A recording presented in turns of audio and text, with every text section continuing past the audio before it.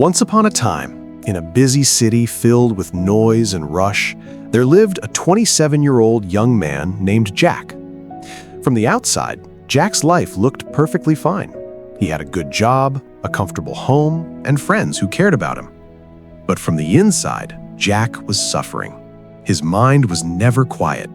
From the moment he opened his eyes in the morning to the moment he closed them at night, thoughts never stopped coming.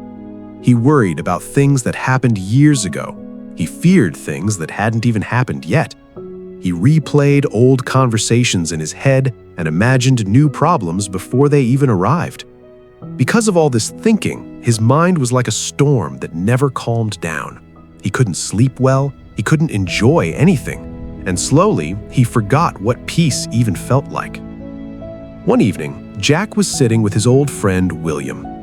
William looked at him and said quietly, "Jack, have you ever tried to empty your mind?" Jack gave a tired smile and said, "An empty mind is the devil's workshop. That's what everyone says." William shook his head gently and replied, "Maybe, but a mind that is too full, that becomes a person's own worst enemy." Those words stayed with Jack. A few weeks later, Jack's work took him to a small, quiet town near the mountains. After finishing his work one evening, he decided to take a slow walk through the narrow lanes of the town. At the edge of the town, he saw a small tea stall, and sitting outside that stall was an old man. The old man had white hair and calm, gentle eyes. He was not reading, he was not talking on the phone, he was simply sitting and looking at the mountains in the distance. His face had a peace on it that Jack had never seen before. Jack bought a cup of tea and, without knowing exactly why, sat down beside the old man. After a few minutes of silence, Jack asked softly, "What are you thinking about, sir?" The old man smiled and said, "Nothing." Jack was surprised. "Nothing? How is that possible?"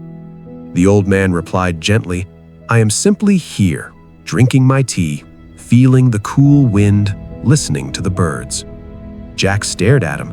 "But don't thoughts keep coming into your mind?"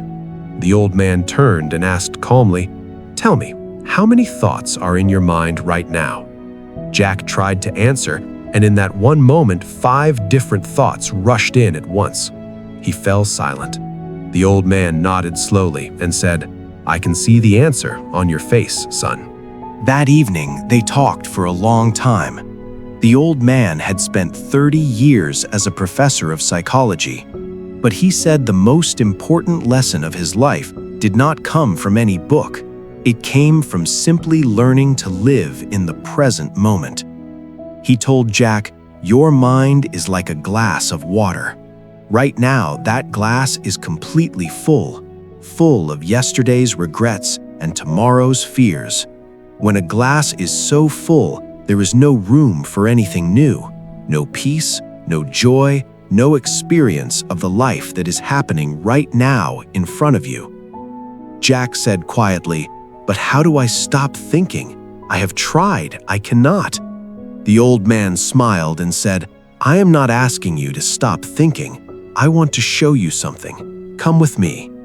The old man took Jack to the small yard behind the tea stall. He picked up a heavy stone from the ground and handed it to Jack. "Hold this," he said. Jack held it. "Now keep holding it," the old man said, and sat back down quietly. 1 minute passed, then 5, then 10. Jack's arm began to ache. After 15 minutes, his hand was trembling and the pain was becoming unbearable. "Now put it down," the old man said. Jack dropped the stone and let out a long breath of relief. The old man looked at him gently and said, "Your thoughts are exactly like that stone. Picking up a thought is not the problem. Every person picks up thoughts. That is natural. But carrying that same thought for hours, days, months, and years without ever putting it down, that is what breaks a person. Not all at once, but slowly, every single day." Jack felt his words deeply because he knew he had been carrying so many stones for so long. Some were from 3 years ago, some were from 5 years ago, and some were stones he had picked up for problems that hadn't even happened yet. The next morning, Jack began his drive back home. For the first time in a very long time, he did not turn on any music. He did not pick up his phone. He simply drove and looked out at the world passing by. He noticed the mountains changing color in the early light, green, then gold, then a deep, quiet blue. He felt the cool morning air coming through the window. He saw a small child on the side of the road trying to ride a bicycle, nearly falling, then catching himself and laughing with delight.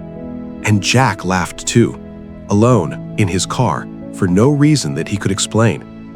At that moment, there were no old regrets. There were no future fears. There was no heavy thinking at all. There was only that road, that light, that laughing child, and that one simple moment. And that moment felt like enough. When Jack reached home that evening, everything around him was the same. Same apartment, same city, same life. But something inside him had quietly changed. He now understood something that the old man had shown him without ever saying it directly. Peace is not something we find by thinking harder. Peace is not waiting for us somewhere in the future after all our problems are solved. Peace is already inside us, hiding underneath all the noise, all the worry, and all the weight of thoughts we carry without need. When the mind comes back to this moment, just this one moment, the storm becomes still. Jack closed his eyes that night and did not think about yesterday. He did not worry about tomorrow. He simply felt the pillow beneath his head, the quiet of the room, and the soft sound of the night outside his window. If you enjoyed this story, please give it a like and share it with your friends. And don't forget to subscribe to our channel for more stories like this one. See you in the next story.